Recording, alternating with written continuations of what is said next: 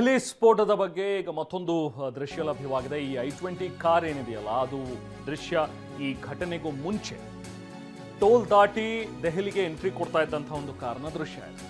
TV9ಗೆ ಕಾರ್ನ ಈ exclusive video ಲಭ್ಯವಾಗಿದೆ. ಕಾರಲ್ಲಿ ಶಂಕಿತ ಉಮರ್ ಒಬ್ಬನೇ ಇದ್ದ ಅನ್ನುವಂಥದ್ರ ಬಗ್ಗೆನೂ ಕೂಡ ಈ ದೃಶ್ಯಗಳನ್ನು ನೋಡಿದ್ರೆ ಒಂದು ಮಾಹಿತಿ ಕನ್ಫರ್ಮ್ ಆಗುತ್ತೆ. ಬದರ್ಪುರ ಟೋಲ್ ದಾಟಿ ಈ I-20 ಕಾರು ಎಂಟ್ರಿ ಆಗುತ್ತೆ.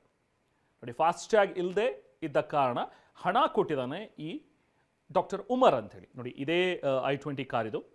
ದೃಶ್ಯಗಳಲ್ಲಿ ನಾವೇನು ನೋಡ್ತಾ ಇದ್ದೀವಿ, ಇದು ಟೋಲ್ ದಾಟಿ ದೆಹಲಿಗೆ ಎಂಟ್ರಿ ಕೊಟ್ಟಿದ್ದಂತಹ ಸಂದರ್ಭದಲ್ಲಿ ಅಲ್ಲಿ CC ಕ್ಯಾಮ್ರಾದಲ್ಲಿ ಸೆರೆ ಸಿಕ್ಕಿರುವಂಥ ದೃಶ್ಯ. ಆತ ಮಾಸ್ಕ್ ಹಾಕಿರುವಂಥದ್ದು ಕಂಡು ಬರ್ತಾ ಇದೆ ಈ ದೃಶ್ಯಗಳನ್ನು ಕ್ಲೋಸ್ ಆಗಿ ಅಬ್ಸರ್ವ್ ಮಾಡಿದ್ರೆ. ಆದರೆ ಹಿಂದೆ ಯಾರು ಇದ್ದಾರೆ ಅನ್ನುವಂಥದ್ದೇನು ಗೊತ್ತಾಗಲ್ಲ.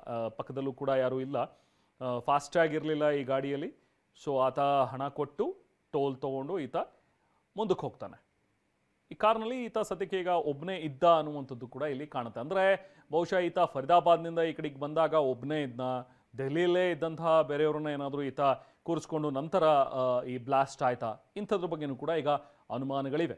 ಹಿಂದಿನ ಸೀಟ್ನಲ್ಲಿ ಒಂದು ಬ್ಯಾಗ್ ಕೂಡ ಇರೋದು ಪತ್ತೆಯಾಗಿದೆ. ಅದ್ರ ಬಗ್ಗೆನೂ ಕೂಡ ಈಗಾಗಲೇ ಮಾಹಿತಿ ಕನ್ಫರ್ಮ್ ಆಗ್ತದೆ. ಒಂದು ಬ್ಯಾಗ್ ಇತ್ತು ಹಿಂದೆ ಅನ್ನುವಂಥದ್ದು. ಸೊ ಹಾಗಾಗಿ ಈತ ಬ್ಲಾಸ್ಟ್ ಆದಂಥ ಸಂದರ್ಭದಲ್ಲಿ ಈ ಕಾರ್ನಲ್ಲಿ ನಿಜಕ್ಕೂ 3 ಜನ ಇದ್ರ ಅಥವಾ ಈತ ಒಬ್ಬನೇ ಇದ್ನ, ಈತ ಒಬ್ಬನೇ ಆ ಬ್ಯಾಗನ್ನು ಇಟ್ಕೊಂಡು ಬೇರೆ ಕಡೆಗೆ ಏನಾದರೂ ಸಾಗಿಸ್ತಾ ಇದ್ನ ಆ ಸ್ಫೋಟಕಗಳನ್ನು, ಅಥವಾ ಆ ಸ್ಫೋಟಕಗಳನ್ನು ಇಲ್ಲಿಗೆ ತಂದು ಬ್ಲಾಸ್ಟ್ ಮಾಡೋ ಉದ್ದೇಶದಿಂದಲೇ ಈತ ಬ್ಲಾಸ್ಟ್ ಮಾಡಿದಾನ, ಇದೆಲ್ಲದ್ರ ಬಗ್ಗೆನೂ ಕೂಡ ಈಗ ಇರುವಂತಹ ಅನುಮಾನಗಳು. ಇದ್ರ ಬಗ್ಗೆ ತನಿಖೆ ನಡೀತಾ ಇದೆ.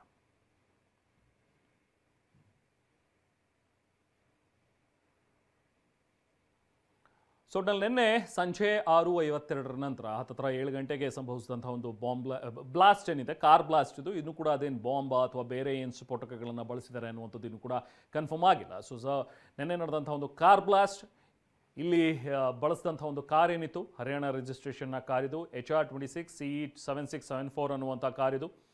ಸೊ ಅದೇ ಕಾರ್ ಬ್ಲಾಸ್ಟ್ ಆಗಿರುವಂಥದ್ದು ನಿನ್ನೆ ದೆಹಲಿಯ ಕೆಂಪುಕೋಟೆಯ ಬಳಿ ಇರುವಂಥ ಮೆಟ್ರೋ ನಿಲ್ದಾಣದ ಹತ್ರ. ನೋಡಿ, 3 ದೃಶ್ಯಗಳನ್ನು ನಿಮಗೆ ನಾವು ತೋರಿಸ್ತಾ ಇದ್ವಿ 3 ವಿಂಡೋಗಳಲ್ಲಿ. ಒಂದು, ಈ ಬದರ್ಪುರ ಟೋಲ್ ಏನು ಕ್ರಾಸ್ ಮಾಡಿತ್ತು, ಬೆಳಿಗ್ಗೆ ಹೊತ್ತು ಕ್ರಾಸ್ ಮಾಡಿದ್ದಂತಹ ಈ ಕಾರ್. ಸೊ ಅಲ್ಲಿ ಕಾರ್ ಚಲಾಯಿಸ್ತಾ ಇರುವಂಥ ಒಬ್ಬ ಶಂಕಿತ. ಸೊ ಆತ ಅಲ್ಲಿ ಟೋಲ್ನ ಪಾಸ್ ಮಾಡಿರುವಂಥ ದೃಶ್ಯಗಳು, ಬದರ್ಪುರ್ನ ಟೋಲ್.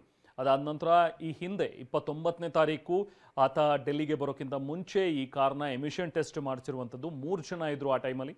ಸೊ ಅದೇ ಶಂಕೆ ಮೇರೆಗೆ ಬಹುಶಃ ನಿನ್ನೆ ಬ್ಲಾಸ್ಟ್ ಆದಾಗಲೂ ಕೂಡ 3 ಜನ ಇದ್ದರು ಅನ್ನುವಂಥದ್ರ ಬಗ್ಗೆ ಅನುಮಾನಗಳಿವೆ. ಬಟ್ ಈಗ ಸಿಕ್ಕಿರುವಂಥ ಈ ಎಕ್ಸ್ಕ್ಲೂಸಿವ್ ದೃಶ್ಯದಲ್ಲಿ ನೋಡಿದ್ರೆ, ಇನ್ನೊಂದು ಟೋಲ್ ಕ್ರಾಸ್ ಮಾಡಿ ಡೆಲ್ಲಿಗೆ ಆತ ಬರಬೇಕಾದ್ರೆ ಆತ ಒಬ್ಬನೇ ಇದ್ದ.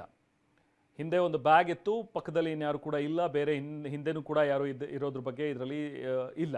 ಸೊ ಹಾಗಾಗಿ ಒಬ್ಬನೇ ಕ್ರಾಸ್ ಮಾಡ್ತಾನೆ, ಜೊತೆಗೆ ಮಾಸ್ಕ್ ಹಾಕ್ಕೊಂಡಿದ್ದಾನೆ.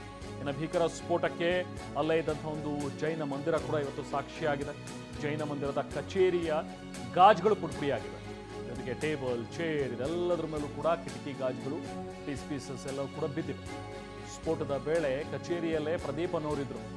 ಬಹುಶಃ ಏನೋ ಗ್ಯಾಸ್ ಸಿಲಿಂಡರ್ ಸ್ಫೋಟ ಆಗಿರಬಹುದು ಅಂತ ಅಂದ್ಕೊಂಡಿದ್ರಂಥವ್ರು. ಅದಾದ ನಂತರ ಇದು ಯಾವುದೋ ದೊಡ್ಡ ಸ್ಫೋಟ ಅನ್ನುವಂಥದ್ದನ್ನು ಅರಿತು ಹೊರಗಡೆ ಓಡ್ ಬಂದಿದ್ದಾರೆ. ನೋಡಿ, ಅಲ್ಲಿ ಕೆಳಗಡೆ ಬಿದ್ದಿರುವಂತಹ ಗಾಜು ಪೀಸ್ಗಳು ಎಲ್ಲವೂ ಕೂಡ ಗಾಜಿನ ಪೀಸ್ಗಳು. ಜೈನ ಮಂದಿರದ ಕಚೇರಿಯ ದೃಶ್ಯಗಳಿದು. ನಿನ್ನೆ ಸಂಜೆ 7 ಗಂಟೆ ಸುಮಾರಿನಲ್ಲಿ ಆದಂಥ ಒಂದು ಬ್ಲಾಸ್ಟ್ ಏನಾಯ್ತಲ್ಲ, ಅದಾದ ನಂತರ ಬಹುಶಃ ಇದೇನೋ ಸಿಲಿಂಡರ್ ಸ್ಫೋಟ ಅಂದ್ಕೊಂಡ್ರು.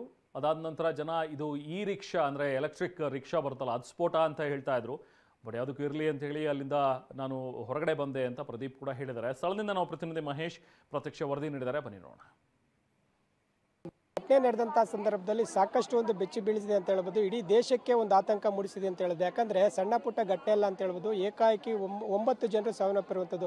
ಆ ಒಂದು ಸಂದರ್ಭದಲ್ಲಿ ಕಾರ್ ಬ್ಲಾಸ್ಟ್ ಆದಂಥ ಸಂದರ್ಭದಲ್ಲಿ ಅಕ್ಕಪಕ್ಕ ವಾಹನಗಳು ಮತ್ತು ಅಂಗಡಿಗಳು ಕೂಡ ಹಾನಿಯಾಗಿರುವಂಥದ್ದು. ನಾವೀಗ ಘಟನಾ ಸ್ಥಳದಲ್ಲಿ ಇರುವಂಥದ್ದು ನೋಡಬಹುದಾಗಿದೆ. ಏನು ಕೆಂಪು ಕೋಟೆ ಬಳಿ ಇರುವಂಥ ಒಂದು ಸಿಗ್ನಲಲ್ಲಿ ಒಂದು ಘಟನೆ ನಡೆದಿತ್ತು, ಆ ಒಂದು ಸ್ಥಳದಲ್ಲಿ ನಾವಿರುವಂಥದ್ದು. ಪ್ರಮುಖವಾಗಿ ಸಾವಿರಾರು ಜನರು ಇಲ್ಲಿ ಓಡಾಟ ಮಾಡ್ತಾ ಇರ್ತಾರೆ. ಈ ಒಂದು ನಿಟ್ಟಿನಲ್ಲಿ ಆ ಒಂದು ಬ್ಲಾಸ್ಟ್ ಆದಂಥ ಸಂದರ್ಭದಲ್ಲಿ ಈಗ ಓಡಿ ಹೋಗುವಂಥ ಸಂದರ್ಭ ಕೂಡ ನಾವು ನೋಡ್ಬೋದಾಗಿದೆ. ವಿಜುವಲ್ ಅಲ್ಲಿ ಸಾಕಷ್ಟು ಕೂಡ ನೋಡಿರುವಂಥದ್ದು. ಯಾಕಂದ್ರೆ ಇಲ್ಲಿ ಏನು ಮೆಟ್ರೋ ಸ್ಟೇಷನ್ ಆಗಿರ್ಬೋದು ಮತ್ತೆ ಬೇರೆ ಬೇರೆ ಒಂದು ಚಾಂದಿನಿ ಚೌಕ್ ವ್ಯಾಪಾರದ ಒಂದು ಸಂಕೀರ್ಣ ಕೂಡ ಇರುವಂಥದ್ದು. ಈ ನೆಲೆಯಲ್ಲಿ ಅಲ್ಲಿಗೆ ಸಾವಿರಾರು ಜನಸಂಖ್ಯೆಯಲ್ಲಿ ಒಂದು ಏನು ವ್ಯಾಪಾರಸ್ಥರು ಕೂಡ ಬರ್ತಾರೆ. ಈ ನೆಲೆಯಲ್ಲಿ ಬೇರೆ ಬೇರೆ ಒಂದು ಪ್ರಕರಣದ ಸಂದರ್ಭದಲ್ಲಿ ಈಗ ತನಿಖೆ ಕೂಡ ಏನು ಆಯಾಮಗಳಲ್ಲಿ ನಡೀತಾ ಇರುವಂಥದ್ದು. ಮತ್ತೆ ಪಕ್ಕದಲ್ಲಿ ಒಂದು ಜೈನ ಮಂದಿರ ಕೂಡ ಇರುವಂಥದ್ದು. ಇದರ ಹಿಂದೆ ಇನ್ನು ಹಿಂದೂ ದೇವಾಲಯ ಕೂಡ ಇರುವಂಥದ್ದು. ಜೈನ ಮಂದಿರಕ್ಕೂ ಕೂಡ ಪ್ರತಿನಿತ್ಯ ಭಕ್ತರು ಕೂಡ ಬಂದು ಹೋಗ್ತಾ ಇರ್ತಾರೆ. ಸಾಕಷ್ಟು ರೀತಿಯಲ್ಲಿ ಇಲ್ಲಿ ದೆಹಲಿಯ ಕೆಂಪು ಕೋಟೆ ಆದಂತಹ ಸಂದರ್ಭದಲ್ಲಿ ಆಗಿರೋದ್ರಿಂದ ಏನು ಮುಂಜಾಗ್ರತಾ ಕ್ರಮವಾಗಿ ಪ್ರತಿನಿತ್ಯ ಒಂದು ಬಂದೋಬಸ್ತ್ ವ್ಯವಸ್ಥೆ ಕೂಡ ಇರ್ತದೆ. ಈ ಬಂದೋಬಸ್ತ್ ವ್ಯವಸ್ಥೆಯನ್ನ ಮೀರಿ ಬಂದು ಕಾರನ್ನ ಬ್ಲಾಸ್ಟ್ ಮಾಡಿರುವಂಥದ್ದು ಕೂಡ ಸಾಕಷ್ಟು ಅನುಮಾನಗಳಿಗೆ ಮೂಡ್ತಾ ಇರುವಂಥದ್ದು. ಯಾಕಂದ್ರೆ ಆ ಒಂದು ಕಾರ್ ಏನಿದೆ ಮಧ್ಯಾಹ್ನ 3 ಗಂಟೆ ಸುಮಾರಿಗೆ ಬರ್ತದೆ. 3-3:15 ಸುಮಾರಿಗೆ ಬಂದಂತ ಈ ಒಂದು ಕಾರು ಸರಿಸುಮಾರು 3 ಗಂಟೆಗಳ ಕಾಲ ಪಾರ್ಕಿಂಗ್ ನಲ್ಲಿ ನಿಲ್ಲುವಂಥದ್ದು. ಅಂದ್ರೆ ಒಂದು ಏನು ಮಸೀದಿ ಇದೆ ಆ ಮಸೀದಿ ಪಾರ್ಕಿಂಗ್ ನಲ್ಲಿ ಇರ್ತದೆ. ಅಲ್ಲಿಂದ ನೇರವಾಗಿ ಬಂದು ಈ ಒಂದು ಸ್ಥಳದಲ್ಲೇ ಬ್ಲಾಸ್ಟ್ ಮಾಡುವಂತ ಪ್ರಯತ್ನ ಕೂಡ ಮಾಡ್ತಾರೆ. ಈಗ ಅದರಲ್ಲಿ 3 ಶಂಕಿತರು ಸಾವನ್ನಪ್ಪಿರುವಂಥದ್ದು ಸಹಜ. ಇದ್ರ ಜೊತೆಗೆ ಇನ್ನೂ ಹೆಚ್ಚು ಅಂದ್ರೆ 6 ಜನರ ಒಂದು ಮೃತದೇಹಗಳು ಕೂಡ ಪತ್ತೆಯಾಗಿದ್ವು. ಅವರು ಕೂಡ ಈಗ ಆಸ್ಪತ್ರೆಯಲ್ಲಿ ಅವರನ್ನ ಸಂಬಂಧಿಕರನ್ನ ಪತ್ತೆ ಮಾಡುವಂಥ ಪ್ರಯತ್ನ ಕೂಡ ಮಾಡ್ತಾ ಇರುವಂಥದ್ದು. ಈ ಹಿನ್ನೆಲೆಯಲ್ಲಿ ದೇಶಾದ್ಯಂತ ಹೈ ಅಲರ್ಟ್ ಘೋಷಣೆ ಮಾಡಿರುವಂಥದ್ದು. ಪ್ರಮುಖವಾಗಿ ಈಗ ಏನು ಜಮ್ಮು ಕಾಶ್ಮೀರ ಆಗಿರ್ಬೋದು, ದೆಹಲಿ ಆಗಿರ್ಬೋದು, ಮುಂಬೈ ಆಗಿರ್ಬೋದು, ಬೆಂಗಳೂರು ಆಗಿರ್ಬೋದು, ಪ್ರಮುಖ ನಗರಗಳಲ್ಲಿ ಹೈ ಅಲರ್ಟ್ ಘೋಷಣೆ ಮಾಡಿರುವಂಥದ್ದು. ಸಾಕಷ್ಟು ತಪಾಸಣೆ ಕೂಡ ಮಾಡ್ತಾ ಇರುವಂಥದ್ದು. ಮುಂಜಾಗ್ರತಾ ಕ್ರಮವಾಗಿ ವಿಮಾನ ನಿಲ್ದಾಣಗಳು, ರೈಲ್ವೆ ನಿಲ್ದಾಣಗಳು ಬೇರೆ ಬೇರೆ ಅಂದರೆ ಈಗ BSF ಗಡಿ ಭಾಗದಲ್ಲೂ ಕೂಡ ಹದ್ದಿನ ಕಣ್ಣನ್ನು ಇಟ್ಟಿರುವಂಥದ್ದು. ಯಾಕಂದರೆ ಈ ಒಂದು ಕೃತ್ಯವನ್ನು ಮಾಡಬೇಕಾದಂಥ ಸಂದರ್ಭದಲ್ಲಿ ಏನು ಜನರು ಪ್ಯಾನಿಕ್ ಆಗುವಂಥದ್ದು ಸಹಜ. ಜನರು ಎಲ್ಲೋ ಒಂದು ಕಡೆ ಪ್ಯಾನಿಕ್ ಆದಂಥ ಸಂದರ್ಭದಲ್ಲಿ ಈ ಒಂದು ಕೇಂದ್ರ ಸರ್ಕಾರ ಅಲರ್ಟ್ ಕೂಡ ಮಾಡಿರುವಂಥದ್ದು.